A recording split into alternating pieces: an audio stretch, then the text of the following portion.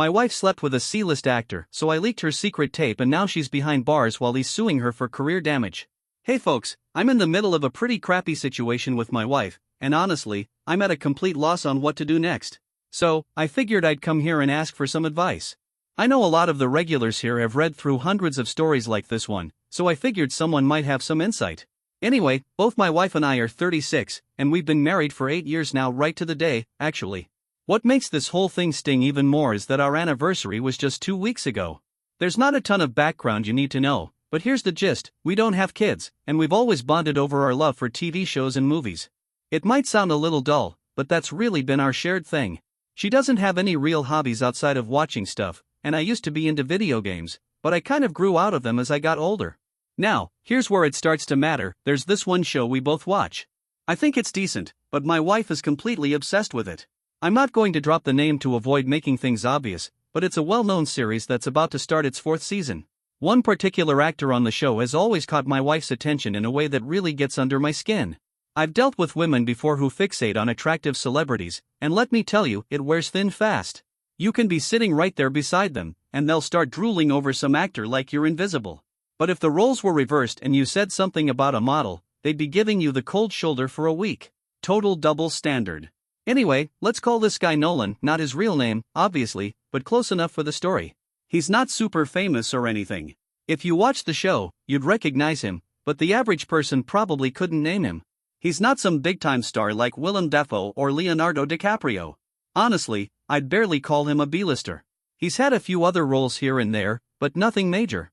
I watch a lot of film and TV, so I think I'm in a decent spot to say he's more like a solid C-lister. Just so we're clear, I'm not calling him that out of jealousy or anything. This isn't about what eventually went down, this was my take from the start. So, let me take you back to this one conversation I had with my wife that stuck with me. She was watching the show and started gushing about how hot Nolan is, going on about his looks, his body, his voice, all that nonsense. Then, out of nowhere, she hits me with, "I want him to be my hall pass." Now, that stopped me cold. I was confused because, to me, a hall pass is something you get from a teacher in school, not something you bring up in a marriage. I asked her what she meant, and sure enough, she explained it. For those who don't know, a hall pass is basically a dumb slang term for a freebie, a one-time pass to sleep with someone outside your relationship without it counting as cheating. When she said that, I literally scoffed. I told her how ridiculous it was to say something like that to your husband. Naturally, it turned into a full-blown argument that night. But before I went to bed, I tried to rationalize it. I figured the odds of her ever actually sleeping with this guy were pretty much zero. Still, what really got to me wasn't the fantasy, it was the disrespect. The idea that she could openly say she still craved someone else, sexually, while married to me? That hit hard. I spent the next few days just stewing in it. At one point, I even considered naming some insanely attractive celebrity as my hall pass just to make a point, but that felt petty. Instead, I decided to handle it like an adult and have an honest conversation with her. I explained how disrespected I felt, not just by the hall pass comment, but by how she constantly thirsted over this guy. She apologized, and while I appreciated the gesture, it didn't seem like she really got why I was upset. Still, I let it go, thinking maybe that would be the end of it. But over the next 6 or 7 months, she kept slipping up. At least 5 separate times, she made dumb comments about how insanely good-looking Nolan was, whether we were watching the show or she saw something on his social media. I called her out the first couple of times, but after that, I just gave up. I was exhausted from having the same awkward conversation again and again. And that's when I started asking myself, why was it so hard for her to stop doing something she knew disrespected me? I'd made my own mistakes in the past, sure, but if she told me something hurt her, I made a point not to repeat it. With her, though, it felt like I was just background noise. After a while, just seeing Nolan's face on the screen would piss me off. It's crazy how someone who means absolutely nothing to you can become a trigger just because of how someone you love acts around them. Then came the tipping point. A convention was scheduled in a city nearby, and from what she saw on Nolan's Instagram, he was going to be doing a meet and greet there. Instead of asking how I felt about it, she just told me she was going. And for 2 solid weeks leading up to it, she would not shut up about it. I still loved her, but man, the way she talked about this guy was driving me up a wall. Eventually, I got so frustrated I snapped. I told her point blank, "I don't think it's a good idea for you to go, especially with how obsessed you've been acting." She gave me this nasty look, but I pressed on and told her, "It's in another city, and you didn't even ask me before deciding." She didn't say a word, just walked out of the room. And honestly, at that moment, I felt relieved. I figured I'd said what I needed to say, and maybe it had finally gotten through to her. Well, that was wishful thinking. The day of the meet and greet came around, and I saw her wheeling a suitcase toward the front door. I asked her where she was headed, and she said she was going to the other city for the event. I think my jaw actually dropped. I never thought she'd go through with it. She looked at me and said, "My ride's almost here. I'm going with Susie, a friend of hers who, by the way, has cheated on her husband twice, though the poor guy's still clueless." She continued, "We're staying at a hotel overnight, so I won't be back until tomorrow morning." To say I was livid would be putting it mildly. The whole thing hit a nerve in a way I hadn't felt in years. But instead of blowing up or doing something rash, I just let her go. I figured we'd deal with whatever fallout came afterward. Looking back now, that might have been a mistake. But what was I supposed to do? Tackle her to the ground and lock the door? So yeah, I guess at that point I didn't have much of a choice. Part of me feels like I should have fought harder to stop her from going, but maybe if I had, I wouldn't know what I know now. That whole day passed with almost no communication from her. She sent me a couple of dry texts, one to let me know she'd gotten to the bus station, and another when she made it to the other city. After that, radio silence. I swear, I must have called her at least 7 times throughout the day. Not one answer. And yeah, I get that we weren't exactly on great terms, but that didn't stop me from worrying. She was in a different city, one she didn't know all that well, and anything could have happened. It had me genuinely stressed out. Eventually, I turned into some kind of Instagram detective. I kept refreshing Nolan's page and checking out convention stories, hoping I'd catch a glimpse of her somewhere. Out of about 30 or so clips, I finally spotted her in one. That gave me some peace of mind, at least I knew she made it to the event okay. But still, 7 missed calls and she couldn't return even one? It just added to the pile of problems we already had. Anyway, like she'd promised, she came home the next morning. I was half asleep when I heard the front door open and close. She'd just gotten back. As much as I wanted to roll over and go back to bed, I knew we had to talk. She came upstairs and found me sitting on the edge of the bed. She gave me this awkward little smile while dragging her suitcase into the corner. I tried to keep my tone calm, but I'm sure some irritation slipped through when I asked, "So, how was the meet and greet? Did you get to meet Nolan?" She nodded. "Yeah, it was nice. I met him and a couple other cast members. It was cool seeing them in real life." "I'm glad you got to experience that," I said, trying not to grit my teeth. "Now, we need to." Before I could finish my sentence, she cut me off, tears already starting to gather in her eyes. "I know, baby. I'm so sorry," she said quickly. "I should have asked if it was okay before deciding to go. It wasn't fair to just spring it on you. And I was still mad from earlier, which is why I didn't answer your calls. I know that was wrong, and I'm really sorry. Last night, Susie and I went to a bar, and I left my phone behind. I didn't even know you called." Her apology caught me completely off guard. That wasn't like her. Normally, she digs her heels in, even when she's clearly in the wrong. So, while I appreciated the apology, something about it just felt off. But I told myself I'd deal with that gut feeling later. I asked her if she took any pictures from the event and if I could see them. She agreed right away, almost too eagerly. That's when I noticed something strange. While she was scrolling through the gallery on her phone, she angled the screen away from me. It was subtle, but I'm almost certain it was deliberate. She finally opened one picture and let me see, and then she started showing them off, shots of her smiling with some of the cast, including a few with Nolan. But she was the one holding the phone, swiping through them herself. Now, if you've ever used a Samsung Galaxy, you'll know what I mean when I say the bottom of the screen shows little thumbnails of all the photos and videos in that folder. While she was swiping, I caught a glimpse of one of the thumbnails. It was small, but I'm pretty sure I saw what looked like a large patch of skin, too much skin to be casual. I couldn't tell exactly what it was, and I wasn't about to accuse her over a blurry thumbnail. But it came after the convention photos, that much was obvious. I kept quiet and let her finish showing me the rest of the pictures. I smiled, nodded, made the usual comments, how happy I was that she met her favorite actor, how good Nolan looked in person, all that fake supportive husband stuff. But deep down, I already knew what I had to do. Once we were done, I told her she should go take a shower and freshen up after the trip. She smiled and said she'd love to. The moment I heard the water start running, I grabbed her phone and opened her gallery. The last media file in the folder was a video. I hit play. It started in a dimly lit hotel room, warm lighting, cozy atmosphere, like something out of a romantic movie. Someone was fiddling with the camera, trying to get it steady. I couldn't crank the volume too much because I didn't want her to hear from the bathroom. The person adjusting the phone backed away, and my heart just dropped. It was her. My wife. Completely naked. She climbed onto the bed and just laid there, waiting. A few seconds later, I could hear clearer voices. Another figure walked in from the bathroom, also naked. And even without a close-up of the face, I could tell exactly who it was. Nolan. He climbed into bed with her. The video lasted 11 minutes. I couldn't finish it. I stopped the video right there, forwarded a copy to my phone, then deleted any trace of it from hers. I needed to get out. I didn't even know where I was going, but I left the house in a daze, my chest pounding and my head spinning. I think I walked around for 20 minutes before I sat down and finally watched the full video. And honestly, it was one of the most soul-crushing things I've ever done. I mean, how do you process something like that? Watching your own wife sleep with a guy she's been obsessing over for months? A guy you already started resenting just from hearing his name? Why him? Did she throw herself at him? Did he actually like her? Was this planned? I couldn't stop asking myself questions, and the more I thought about it, the worse I felt. The headache, the heartbreak, it all just slammed into me like a truck. The one thing I did know for sure was that I had to divorce her. That much was obvious. Even a fool could see that.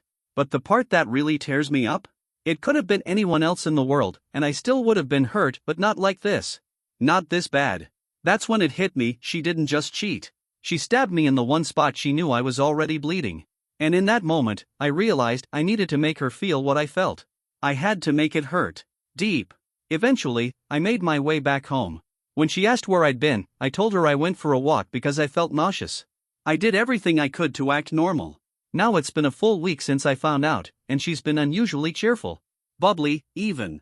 Every time she smiles at her phone, I can't help but wonder, is she still talking to him? Has this turned into something more? I've become paranoid. I'm tired. Tired of feeling like a fool in my own home. And that's why I'm here. I need help. I want to get back at her, but I'm completely blank on how. I want her to feel the same level of pain she dropped on me, and I'm open to ideas. What's the most devious plan you've got? I've been racking my brain trying to come up with something I could realistically pull off, but honestly, I'm open to anything at this point. Any suggestion, big or small, is welcome. Update 1. Hey everyone. It's been a few weeks since I first posted, and I've got quite a few updates on how everything's been unfolding. First off, I just want to say thank you. I read nearly every single comment on my original post, and I mean it when I say it helped me more than I expected. My head felt like it was stuck in quicksand, but somehow, I managed to crawl out and find a bit of clarity. So, let me walk you through what's gone down. The very first thing I did was call up a divorce lawyer. A close buddy of mine had been through a brutal divorce a while back, but he came out alright in the end, thanks to a solid attorney. He passed along the guy's contact, and we got straight to work. Next on my list was Susie, my wife's best friend, the same one who went with her on that little meet and greet trip. I called and asked if she'd be willing to meet up, and she agreed. We chose a bar. Now, Susie's, let's just say she's loose. Not trying to be crude, but it's the truth. A part of me, a very petty part, was tempted to hook up with her just to wreck their friendship, but I knew that wasn't the time. Maybe it never will be. The main reason I wanted to talk to her was because if anyone knew what really happened between my wife and Nolan, that C-list actor she slept with, it was Susie. Here's the thing about Susie, she loves to drink. And if someone else is footing the bill, she'll keep the drinks coming until her lips loosen up. So we started with a few casual shots, chatted about nothing for a bit, and before long, she was tipsy, well, more than tipsy. When I figured she was fully buzzed, I dropped the bait. I told her I was thinking about surprising my wife with a designer handbag and asked for her input. That got her going. She started rambling about Chanel this and Hermes that. I didn't remember a word of it, it was just a cover, something for her to recall in case my wife ever asked. Then, when the moment was right, I went in. So, Susie, my wife told me everything, I said casually. I know she slept with Nolan. Her eyes widened for a second through the haze, but then she blinked it away like it didn't surprise her that much. I leaned in. How'd that even happen? I'm just curious. At first, she tried to hold back, but she was swaying in her seat and still drinking, so it didn't last long. Eventually, she told me my wife had been super flirty with Nolan and handed him a note with her number on it. Apparently, later that night, he actually texted her with a hotel and room number. Most big-name celebrities wouldn't do something so reckless, but like I said, Nolan's no A-lister. Then I asked about the video. Did he know she filmed it? That's something I'd been wondering. Because if he didn't know she was recording, that opened up a whole different can of worms. Susie looked surprised that I even knew about the video, probably assumed my wife had confessed everything, though she hadn't. But yes, Susie confirmed it, my wife had filmed it secretly. And to make things worse, she told me that she and some of her friends had watched it. Like it was entertainment. I couldn't believe it, my wife had basically become the star of a homemade porno that her friends were passing around. That was it. I'd heard enough. I had the whole conversation recorded too, which would come in handy. I ordered Susie a ride home and hoped to God she wouldn't remember spilling everything by the time she sobered up. I was doing everything I could not to tip off my wife too early. I needed her caught off guard. A few days later, once my lawyer gave me the green light, I decided it was time. We were watching that stupid show, the one with Nolan in it, when I turned to her and said I wanted a divorce. She actually choked on her soda. Coughing, sputtering, looking at me like I'd lost my mind. "Are you serious?" she asked over and over again, her eyes going wide. I told her, as calmly as I could, that I was dead serious. I thought I'd be more prepared for that moment, but it was awkward as hell. I didn't want to reveal everything I knew just yet, but all her crying and begging wore me down. I ended up walking out of the house that night just to breathe. She called me 21 times before morning. I didn't answer a single one. The next day, I worked with the lawyer and arranged for her to be served at work. Yeah, it was a little cold, but I wanted the message to hit. It did. She got served and came home not 2 hours later, looking completely wrecked. Her eyes were puffy, and her face was streaked from crying. The moment she saw me, she dropped to her knees, wrapped her arms around my legs, and just sobbed. She tried to speak, but all that came out was this choked, incoherent wailing. I let her go on for about 20 minutes. Every time I tried to push her off me, she'd cry louder. Eventually, I snapped. I told her firmly that she needed to go upstairs and pack her things. She kept apologizing, saying it was a mistake, repeating it like it was some kind of spell. And when I heard that word, mistake, I laughed out loud. Then I shoved her off my leg. She just sat there on the floor, staring up at me like a kicked dog. I stood up and walked out of the room. A few hours later, she was packed and gone. From what I've heard, she's staying with Susie. And if Susie remembers that drunken confession, she's sure not going to admit it. Now all that's left is for the divorce to wrap up. I've still got one big card left to play, but I'm holding off until everything's finalized. Hopefully I don't lose the fire for revenge before then, but we'll see. Update 2. It feels like forever, but it's actually been just under a year since all that went down. And now, I'm finally back with what I hope is the last update, and it's a good one. The divorce is done. Let me tell you, I wouldn't wish that process on my worst enemy. It was draining, constant back and forth, emotional deadlock, and more paperwork than you'd believe. But in the end, we closed the chapter. I do have to pay her alimony, unfortunately, but because I was able to prove her cheating with rock-solid evidence, the amount is a lot smaller than it could have been. Plus, the payments won't last that long, so that's a win. During the legal process, I also exposed Susie and everything she told me that night. That was just salt in the wound for my wife, and frankly, I didn't mind rubbing it in. We split a lot of money, which stung, but I got to keep the house after what felt like an endless tug-of-war. That was a big victory for me, and honestly, it's enough. Now, once everything was finalized and the dust started to settle, that's when I finally got to have a little fun. I had held onto that video, the one I snagged from her phone, this entire time. Nolan might be a C-lister, but he's still a recognizable face, and if there's one thing Hollywood eats up like candy, it's scandal. Especially the kind wrapped in sex and secrecy. So, who did I reach out to first? TMZ. Yep. I let them know I had something explosive to share. I was real careful, too, did everything I could to stay anonymous. I know TMZ usually keeps their sources protected, but I've never been involved in the tabloid world, so I wasn't taking any chances. Once I showed proof that I wasn't bluffing, a journalist reached out.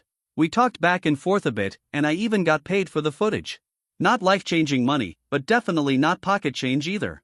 After that, I must have refreshed the TMZ website 100 times, waiting for them to publish the story. It didn't go up right away, but the next day, bam, there it was. And here's the kicker, they used the fake name I gave them in the piece.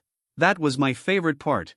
The article made sure to highlight the mystery surrounding the woman who hooked up with Nolan, and they clearly stated he had no idea he was being recorded. Perfect. Then, using the same throwaway email I'd used to talk to TMZ, I sent a link to the article straight to my ex-wife's inbox. I didn't include a message. I figured the headline alone would hit like a brick to the chest. At that point, all I could do was wait. I didn't expect to hear from her or see the fallout up close. I assumed I'd be watching from a distance, maybe catching bits and pieces on the internet. I was wrong. 2 days later, she showed up at the house, my house now, and banged on the front door like a lunatic. The second I opened it, she started yelling. "I know it was you. Just admit it was you." I kept playing dumb, but in a way that was so over the top it was obvious. I wanted her to realize it wasn't just the universe handing her a consequence, it was me. I wanted her to feel that weight. And man, I could almost see the moment it clicked in her head. That's when she snapped. She lunged at me, screaming, clawing at my throat and swinging wildly. The force of it knocked me back onto the floor, but thankfully, I was able to push her off. She's not exactly a heavyweight, and she was more rage than muscle. Luckily, a neighbor had heard the commotion and was already on the way over. Between her screaming and the sound of things crashing, it drew enough attention that the police showed up just a few minutes later. And yes, I pressed charges. That felt incredibly satisfying. Most of her family lives out of state, and she'd fallen out with Susie by then, so I figured it probably took her a while to find someone willing to post bail. I can only hope those hours in holding were miserable. But here's the real kicker. While the assault charge was just icing on the cake, the real blow came from the legal side of things: unlawful surveillance. Yep. Because she recorded Nolan without his consent, and even though she wasn't the one who leaked it publicly, the fact that it existed in the first place? That was on her. The case dragged on for months. Nolan ended up suing her for damages, claiming the leak hurt his career, especially since he lost a role in some family-friendly movie franchise. Apparently, the studio didn't want to touch him after that mess. That felt good. And not surprisingly, Nolan's legal team was light years ahead of what my ex-wife could afford. Sure, she got some of my money in the divorce, but watching her burn through it to defend herself? That was worth every penny. Every time I got an update on the case, whether it was good news for her or bad, I smiled. I didn't even care about the final outcome. The fact that she was going through it? That was enough for me. Though I will admit one headline did make my day. It referred to her as a groupie. I clipped that and saved it. Long story short, she ended up spending 2 months in jail and had to pay a $1,000 fine. If you ask me, she got off easy. But still, I'm allowed to be petty, right? So yeah, guys, that's where I'm at now. She's in jail as I write this, and for the first time in a long time, I feel good. I feel free. I feel satisfied. If there's one thing I've learned from this whole mess, it's this: if you get even the slightest hint that your partner's cheating on you, run. Don't try to save it. Don't waste time begging. Just walk away. And if fate hands you the chance to get a little revenge on your way out, take it. Thanks for sticking with me through this. Take care, y'all.